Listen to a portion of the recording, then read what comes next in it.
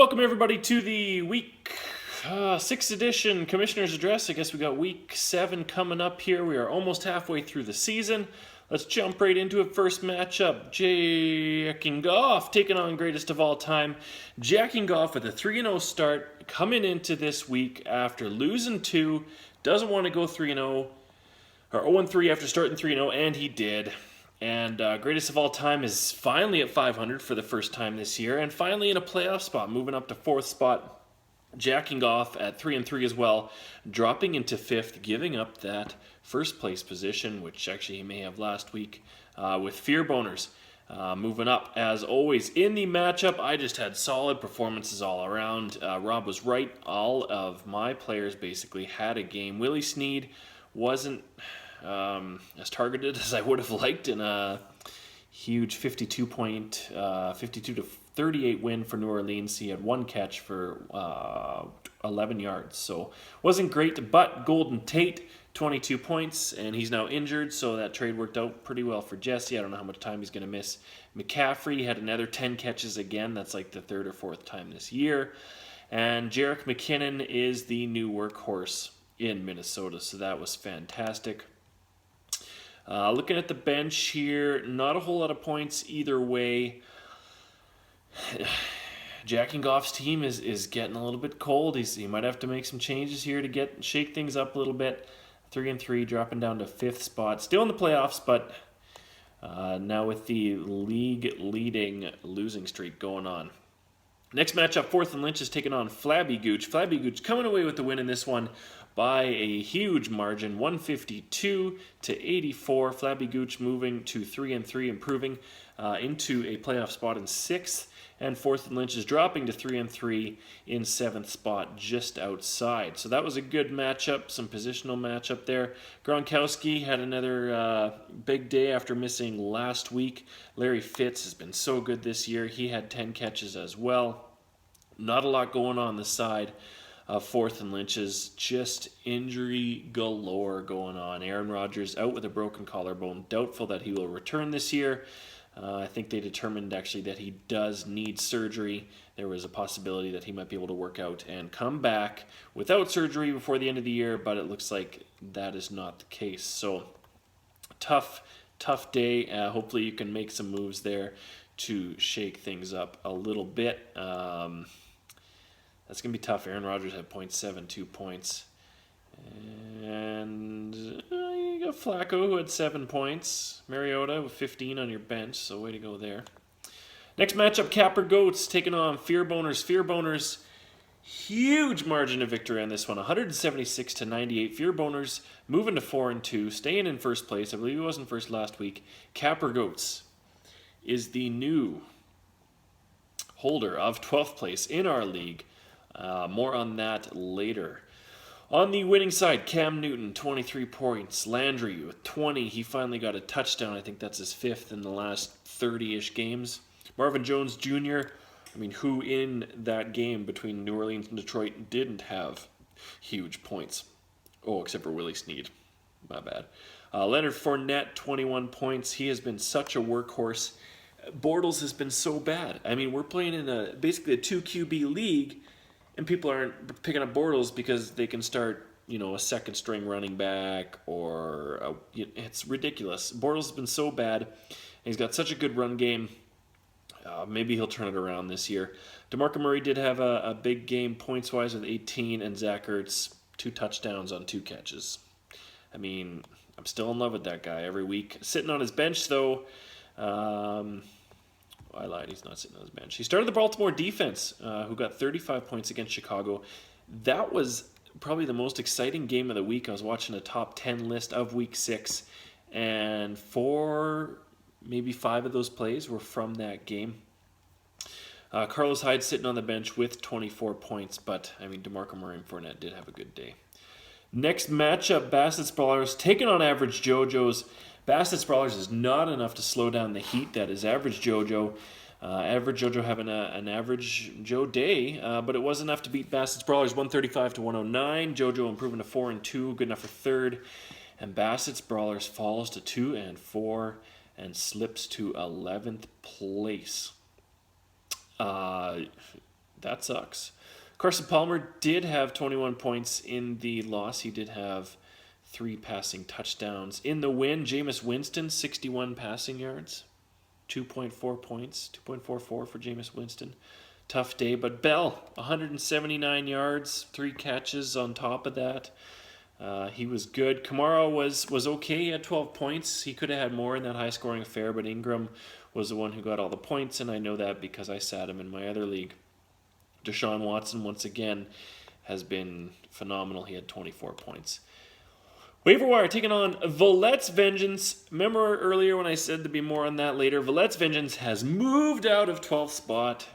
He is in 10th with a 2-4 record, looking to move up again this week. Waiver wire dropping to 3-3 in 9th spot. The matchup today, this weekend, was 136 to 101 in favor of Villette's Vengeance. In the win, Demaryius Thomas had a decent day, 10 catches and 133 yards, but no TDs, and he did have a fumble, so it was actually only 21 points, but he did have 10 catches. That's a pretty good day. And Kirk Cousins, so good, 28 points against San Francisco. He had 330 yards, 2 passing touchdowns and a rushing touchdown, so he was quite good. In the loss, Jordan Howard did quite a few points there. Like I said, that Baltimore-Chicago game was really good. Jordan Howard ended up with 18.6. Looking at the benches here, Case Keenum did have 14 points sitting on Jesse's bench, who he started last week, and it helped with the win there. Yeah, like I said, Villette's Vengeance in 10th spot. Rusty Pohl taking on Broken Johnsons. Broken Johnsons is trucking right along despite their week 1 loss, which terrifies me a little bit. Where would you be with David Johnson? But you did come away with a win here. You almost lost it on Monday night thanks to the kicker of Rusty Pohl, Ryan Suckup. He had 21 points in the win against Indianapolis. For a while there, it looked like he was on pace. Maybe Rusty Pohl could come back and beat Broken Johnsons, but Broken Johnsons holds on, 154 to 147. Broken Johnson's 4-2, good enough for 2nd spot. Rusty Pohl at 3-3 with 8th spot, and this might actually be his highest scoring week this year. But still 3-3, so that's good. In the win, like I said, Ingram did have a good game because he sat for me previously. He had 30 points. Houston defense, 33 points. And after that, it was nothing too crazy. His tight end got a touchdown, but really it was Houston defense and Ingram that won him the week. So he owes them thanks. In the loss, Melvin Gordon finally came to play. I mean, he hasn't been bad fantasy-wise, but I don't think he's been as good of a runner in the NFL as people thought he was going to be when he was coming out of college. And I watched him in college, and he had a 412 rushing yard game. And then they sat him for the 4th quarter. He broke a record in 3 quarters that stood for 24 years. And then literally a week later, someone else came and ran 4 quarters and beat him. It was pretty funny, but kind of shitty. Anyway, moving on. Looking at the Shane's rankings of the week, Fear Boner's in 1st spot, which might be rigged a little bit because he makes these and he's always been kind of high, but he has been very good. He is in 1st spot. Right behind him, Broken Johnson's moving up into 2nd. Jackie and Goff falling a little bit into 3rd. Greatest of all time moving up, which is good to see. If you look at the overall wins there, 48 and 18. And it's tough to be in... Well, actually, it's better now that I'm in 4th spot and I'm in 4th in the rankings. So these should kind of start figuring themselves out as the season goes on. Average JoJo's at 4-2. Did move down in the rankings, which is surprising because he did win this week, but it wasn't a huge score.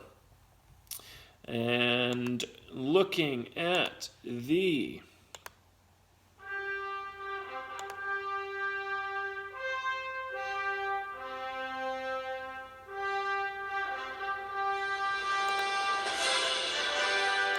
That's just not very loud and kind of anticlimactic.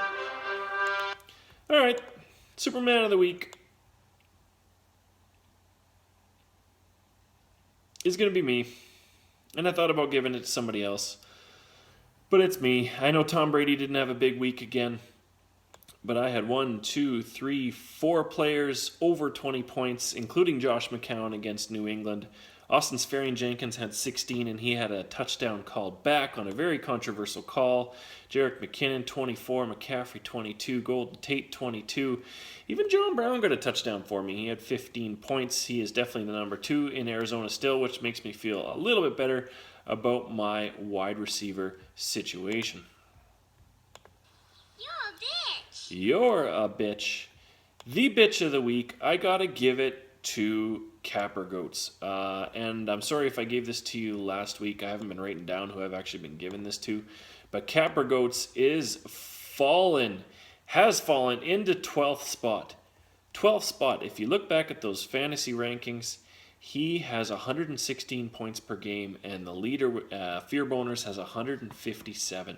So 41 points per game higher between first place and last place, and that is significant. So I'm sorry, Will, but your points of 98 just didn't cut it, and it's not like your guys are hurt. They all look fairly healthy.